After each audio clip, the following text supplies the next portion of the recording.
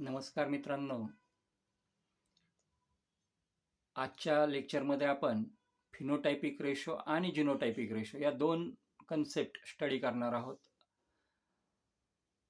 Phenotypic ratio, it is the ratio of offspring produce in F2 generation with respect to their physical appearance. F2 generation मध्ये तयार झालेले जे offspring आहे, जी progeny आहे, त्याचं physical appearance कसं आहे, त्या रेशोला आपण म्हणतो फिनोटायपिक रेशो. म्हणजेच फिजिकल अपीअरन्स म्हणजे ते टॉल आहे की ते डॉर्प आहे.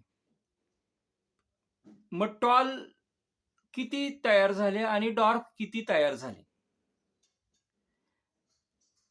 फॉर एक्झाम्पल, जर आपण मोनोहायब्रिड क्रॉस मध्ये बघितलं तर टॉल आणि डॉर्प यांचं आपण प्युअर लाईन मध्ये क्रॉसिंग केलं.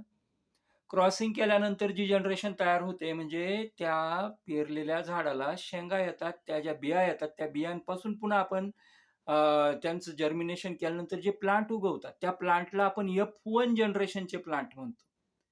या F1 जनरेशनच्या प्लांटमध्ये यांची वाढ झाल्यानंतर जी फ्लावरिंग येते, त्या फ्लावरिंग मध्ये क्रॉसिंग केल्यानंतर, इंटर क्रॉसिंग केल्यानंतर पुन्हा ज्या पॉड लागतील, त्या पॉडला ज्या काही सीड्स येतील आणि त्या सीड्स पुन्हा ज्या वेळेला आपण जर्मिनेट करू, पेरू, आणि त्यापासून तयार होणारे जे प्लांट्स असणारे त्यांना आपण F2 जनरेशनचे प्लांट्स म्हणतो. मग ह्या F2 जनरेशनच्या प्लांटमध्ये नक्की टॉल किती आले आणि डॉर्प किती आले, तो जो रेशो असतो त्याला आपण म्हणतो फिनोटायपिक रेशो. मोनोहायब्रिड क्रॉस मध्ये समजा आपण टॉल आणि डॉर्प असे दोन कॅरेक्टर घेऊन क्रॉसिंग केलं असेल, कन्सिडर करून क्रॉसिंग केलेलं असेल, तर F2 जनरेशन मध्ये आपल्याला 3:1 असा रेशो मिळतो. म्हणजे 4 प्लांट पैकी 3 प्लांट हे टॉल असतात आणि 1 प्लांट हे कसं असतं तर डॉर्प असतं.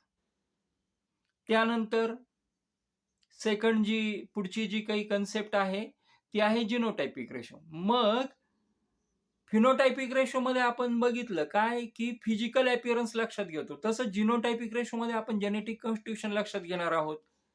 It is the genotypic ratio, it is the ratio of offsprings produce in F2 generation with respect to their genetic makeup. F2 generation मध्ये, आता F2 जनरेशन मध्ये म्हणजे मोनोहायब्रिड क्रॉस ज्यावेळेला आपण करतो आणि त्याची F2 जनरेशन, मागाशीच आताच बोललो फिनोटायपिक रेशो एक्सप्लेन करताना की कशा पद्धतीने F2 जनरेशन पर्यंत आपण येतो.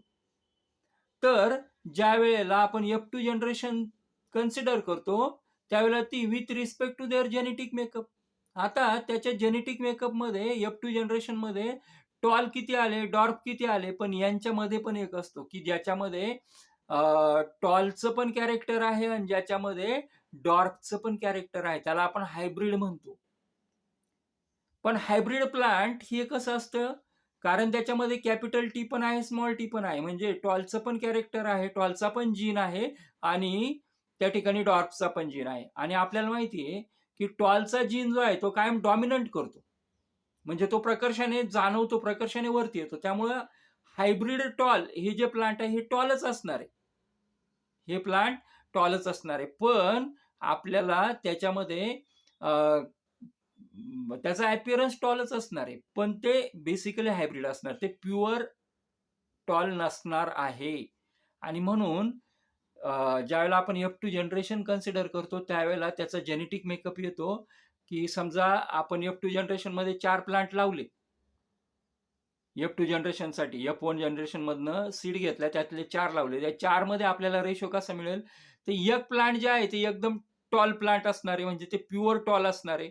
2 प्लांट आहे टॉल आहे पण त्याच्यामध्ये डॉर्पचे पण कॅरेक्टर आहे, म्हणजे ते हायब्रिड झालं आणि म्हणून 2 प्लांट हे हायब्रिड टॉलचे मिळतात. आणि त्या 4 पैकी जे शेवटचं प्लांट असेल, एक प्लांट, ते आपल्याला प्युअर डॉर्प मिळतं, ते बुटकं मिळतं.